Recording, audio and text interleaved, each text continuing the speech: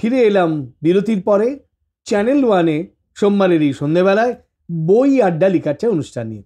আজকে আমাদের সঙ্গে অতিথি হিসেবে উপস্থিত আছেন বেলুর রামকৃষ্ণ মঠ বিদ্যা মন্দির, একটা কলেজ, সেই কলেজের বাংলা বিভাগের অধ্যাপক দীপঙ্কর মল্লিক। কিন্তু একাধারে দীপঙ্কর বাবু কবি, প্রাবন্ধিক, ঔপন্যাসিক এবং তার আরও নানা রকমের কাজকর্ম আছে। আচ্ছা দীপঙ্কর বাবু, এই যে গৌরী কালচার বলে আপনার যে একটা সংগঠন আছে, তা দিয়ে আপনি দুস্থ ছাত্রছাত্রীদের সাহায্য করে চলেছেন নানা রকম। খুব ছোট করে জানতে চাই, এটা করছেন কেন? আসলে আমি নিজে যে পরিবার থেকে উঠে এসেছি বা উঠে আসার চেষ্টা করেছি, সেখানে দেখেছি যে ওই গ্রামে কখনো আলো যায়নি। আমার মতো অনেকেই ছিল বা অনেকেই আছে বিভিন্ন গ্রামে যারা পড়াশোনা করতে পারে না। আমি মূলত কাজ করি ট্রাইবালদের নিয়ে এবং মেয়েদেরকে নিয়ে।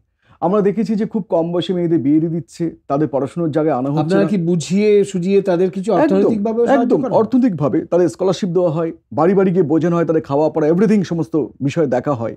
এবং মূলত এদেরকে বিভিন্ন সময় আমরা এরকমও করেছি, পড়াশোনার জন্য স্কুলে এনেছি, কখনো মিশনে ভর্তি করে দিয়েছি, মডেলদেরকে বলেছি, তাদের ওখানে স্টাইপেন্ডের ব্যবস্থা করে এখন তারা কেউ কলেজে পড়াচ্ছে, কেউ ইউনিভার্সিটি পড়াচ্ছে।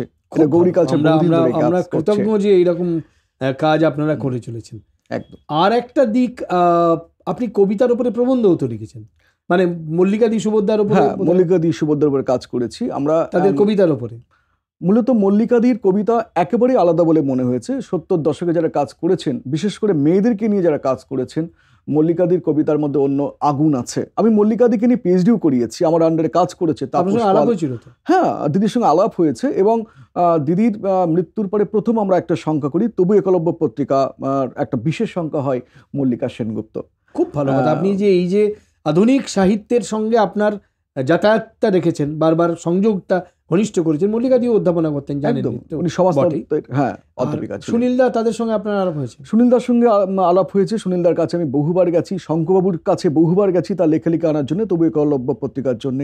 নীরেন্দ্র চক্রবর্তীর কাছে বহুবার গেছি, আলাপচারিতা ছিল এবং যে লেখা এনজয় করেন নাকি সম্পাদক হিসেবে তবু একলব্য পত্রিকার? মূলত তাদের কবিতা পড়ার জন্য। আর আমার কিরকম হয় জানেন তো, আমি মূলত যে গবেষণাগুলো কাজ করি একদম আধুনিক সময় নিয়ে। যেমন আমি কাজ করি সমীর রক্ষিতকে নিয়ে, পিএইচডি কমপ্লিট, দুটো কাজ হয়েছে আমার উপরে। আমি সুভদ্রার উপরে একটা কাজ, ইভেন আরেকটা বিষয় ব্রাত্যদাকে নিয়ে কাজ করছি। এগুলো আমার নিজের কাজের জায়গা। ব্রাত্যদাকে নিয়ে এখন একটা সংখ্যার কাজ করছি। আমার সবসময় মনে হয় যে সাহিত্য এরকম হোক, আধুনিকতা বা প্রি মডার্ন এরকম কোনো সংজ্ঞা নেই। সাহিত্য মানে সাহিত্য, সময়ের বেড়া কখনো রাখতে নেই। তাহলে আপনারও একটা উপন্যাসের কথা আমরা খুব শুনি, আপনি একজন শিক্ষকের জীবন নিয়ে লিখেছেন। হ্যাঁ, সেই শিক্ষক কি আদর্শবাদী, মানে একটু আগেকার দিনের? আপনাকে বলি, আসলে আমার একটা সময় আমার বাবা স্কুলের প্রেসিডেন্ট, মাস্টারমশাই তখন পড়াচ্ছেন, দুজন ভোটে দাঁড়িয়েছে। আপনি বুঝতে পারবেন যে আমি কোন দিকে গিয়েছিলাম তখন। বাবা একবার সরাসরি আপনাকে বলছি, কংগ্রেস পার্টি থেকে দাঁড়িয়েছেন, মাস্টারমশাই বামপন্থী থেকে দাঁড়িয়েছেন। আমি তখন রাজনীতি বুঝি না, কিন্তু মাস্টারমশাই দাঁড়িয়েছেন, মাস্টারমশাই হেরে যাবেন, মাস্টারমশাইকে হারাবেন কেউ। আমি বাবার বিরুদ্ধে লড়াই করছি এবং পরবর্তীকালে বাবা হেরে গেলেন। মাস্টারমশাইয়ের প্রতি আপনার দৃষ্টিভঙ্গি, আপনার উপন্যাসের মাস্টারমশাই কেমন? আমার উপন্যাসের মাস্টারমশাই দরদি একদম কিরকম, যে উনি ঠিক ওনার ওই জায়গা থেকে আমি দেখেছি এই নতুন পে স্কেলের অন্তর্গত মাস্টারমশাই কেউ একদম নয়। আগেকার দিনে মাস্টারমশাই বুনো রামনাথ ঘোষের আদর্শ একদম। এবং বাড়ি গিয়ে তিনি পড়াচ্ছেন, তিনি বলছেন যে তুমি পড়বে, তুমি যদি না পড়ো তাহলে তোমার সমাজ পিছিয়ে যাবে, তোমার দেশ পিছাবে। কিন্তু আপনি কি বিশ্বাস করেন মাস্টারমশাই না খেয়ে বুনো রামনাথ হয়ে থাকবেন? না, আমি বিশেষ করে আপনিও তো একজন অধ্যাপক, যেভাবে ইউজিসি স্কেল আপনারা এখন এনজয় করেন, ঠিক মানে আপনি ক্রিমি লেয়ার বলে একটা শব্দ শুনি, আপনারা তো এখন তাই। মেবি সেটা হতে পারে, কিন্তু আপনি রোমান্টিসাইজ করতে চান কেন? না, কারণ পেশাটা ওই না খেয়ে বুনো রামনাথ পড়িয়ে যাবে। শুনুন, মাস্টারমশাই যদি আদর্শ না থাকে তাহলে নেক্সট জেনারেশন উঠবে না। মাস্টারমশাই যদি একজন নামকরা মানে মাস্তানের মতো হয়, তার ভাব চল, তার চাল চলন, যদি ছাত্ররা তার কাছ থেকে কিছু নেওয়ার জায়গা না থাকে, তাহলে তিনি কি দিয়ে যাবেন? আপনি মাথায় রাখবেন সবসময় যে একজন মানুষ কি কাজ করছে সেটা ডিপেন্ড করবে আফটার ডেথ। আমি বিশ্বাস করি। দেখা যাক কিভাবে ডিপেন্ড করে। আপনার এই উপন্যাসটা থেকে কয়েকটা লাইন আমরা শুনি। আচ্ছা, মনোভঙ্গিটা তো বোঝাই গেল। আপনার উপন্যাসের কয়েকটা লাইন আমরা শুনি। বারান্দায় অর্ধছিন্ন মাদুর পাতা ছিল, তিনি উঠে এলেন। একটা গেঞ্জি গায়ে, গেঞ্জির বুকের দিকে ও পিঠের দিকে খানিকটা ছেঁড়া। প্রথমে বললেন, শোনো, অঙ্ক খাতা বের করো। আমি অঙ্ক খাতা বের করতেই তিনি সম্পদ শুরু করে দিলেন। কিছুক্ষণ পরে বললেন, বুঝতে পেরেছো, অঙ্কটা খারাপ নয়। আচ্ছা, ইংরেজি কিছু পারো? ইংরেজিটা বার করো তো। ইংরেজি পড়ালেন।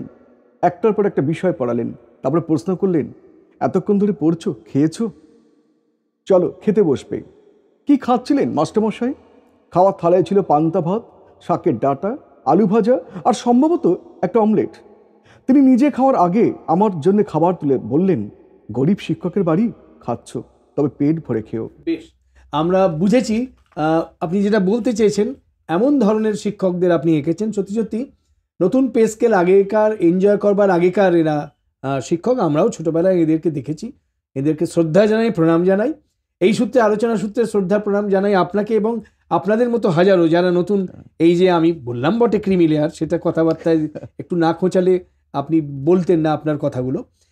কিন্তু আপনারা যারা এই যে গৌরী কালচারের মতো নানান সংগঠন তৈরি করে আজকের দিনের ছাত্রছাত্রীকে আপনাদের উপার্জনের একটা অংশ ব্যয় করে তাদেরকে মানুষ করবার জন্য, লালন করবার জন্য কাটিয়ে যাচ্ছেন, এই অনুষ্ঠানের মাধ্যমে আমরা এই ধরনের শিক্ষক যারা আজকের দিনের শিক্ষক তাদের প্রতিও শ্রদ্ধা জানাই, আমরা জানাই। তা আপনি আপনার শিক্ষক সত্তা নাকি সৃষ্টিশীল সত্তা, কোনটাকে বেশি গুরুত্ব দেন? খুব কঠিন একটা প্রশ্নের সামনে এনেছেন। আমি অবশ্যই প্রথমে আমি মাস্টারমশাই, এটাই আমার শেষ কথা, এটাই আমার প্রথম কথা। কিন্তু সৃষ্টিকে বাদ দিয়ে কোনো জীবন সার্থকতা লাভ করে না। অতএব আমি দ্বিতীয় যদি কোনো সত্তা থাকে তাহলে আমি অবশ্যই স্রষ্টা। অর্থাৎ একজন মানুষের পরিপূর্ণতা নির্ভর করে তার সৃষ্টির উপরে, কিন্তু যে বিষয় নিয়ে তিনি চলেন, তার জীবন, তার আদর্শ, অবশ্যই সেদিকে বিচার করলে আমি একজন মাস্টারমশাই। আপনি কবি নীরেন্দ্রনাথ চক্রবর্তীকে খুব শ্রদ্ধা করেন দেখেছি, মানে তার নামে স্মৃতি সম্মান আপনারা জ্ঞাপন করেন, এইটা কেন? নীরেন্দ্রনাথ চক্রবর্তীর সব থেকে মজার বিষয় হচ্ছে এই, তার যখন গদ্যগুলো পড়েছি, তার কবিতাগুলো পড়েছি, তার নিজস্ব একটা দর্শন নিয়ে একটা সময়কে তিনি বিশেষভাবে চালিত করেছিলেন। তার সঙ্গে একাধিকবার কথা বলেছিলাম। কি সহজ সরল একজন আন্তরিকতার মানুষ ছিলেন তিনি। আমার মনে হয়েছিল এই প্রজন্মে যারা লেখালেখি করছেন, তার কবিতা ছুঁয়ে ছুঁয়ে যারা এগোতে চান, তাদের কাছে তিনি একজন প্রজ্ঞাবান কবি হয়েই এইভাবে থাকবেন। ফলে আমরা গৌরী কালচার থেকে প্রতি বছর এই নীরেন্দ্রনাথ স্মারক বক্তৃতা, স্মারক সম্মাননা এটা আমরা আয়োজন করে থাকি। এটা খুব আনন্দের কথা যে আজকের দিনের একজন যিনি সাহিত্য চর্চা, পত্রিকা প্রকাশনা, অধ্যাপনা এবং নানান সাংস্কৃতিক কর্মকাণ্ডের সঙ্গে জড়িয়ে আছেন, তিনি নীরেন্দ্রনাথ চক্রবর্তী, কবি নীরেন্দ্রনাথ চক্রবর্তী তাঁর স্মৃতি রক্ষার্থে তাঁর জন্যে প্রতি বছর, বছরের পর বছর একটা প্রান্ত প্রত্যন্ত এলাকায়, বোধহয় হৃদয়পুরে আপনি আপনার সংগঠন এবং আপনার বাড়ি, সেইখানে আপনি আপনার এই নিভৃত চর্চার মতো প্রদীপ জেলে একটা শ্রদ্ধা জ্ঞাপন বলতে পারি, এই শ্রদ্ধা জ্ঞাপনটা চালিয়ে যাচ্ছেন।